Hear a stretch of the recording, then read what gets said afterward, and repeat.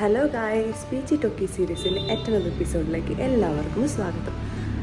അപ്പോൾ കുറേ നാളായില്ലേ on voice short എടുത്തിട്ട്.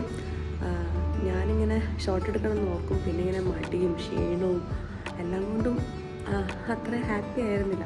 ഞാൻ കുറേ ഫണ്ണി ആയിട്ടുള്ള റീൽസൊക്കെ ഇട്ടിട്ടുണ്ടായിരുന്നെങ്കിൽ പോലും അത്ര ലൈഫ് ഭയങ്കര ഹാപ്പി ആയിട്ടുണ്ടായിരുന്നില്ല. ഇപ്പോഴും എന്തൊക്കെയോ സ്ട്രെസ്സും ടെൻഷൻസും ഒക്കെ ഉണ്ട്, എല്ലാവർക്കും തന്നെ ഉണ്ടാവും. അത് ലൈഫാണല്ലോ, ഇറ്റ് മസ്റ്റ് ബി ദെയർ.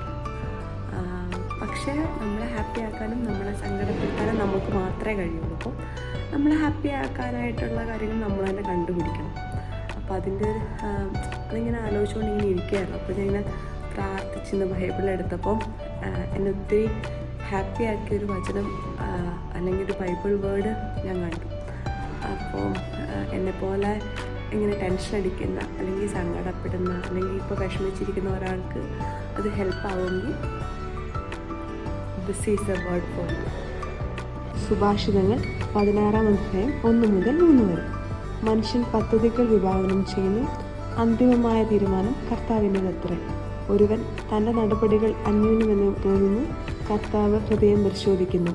നിന്റെ പ്രയത്നം കർത്താവിൽ അർപ്പിക്കുക, നിന്റെ പദ്ധതികൾ ഫലമണിയും.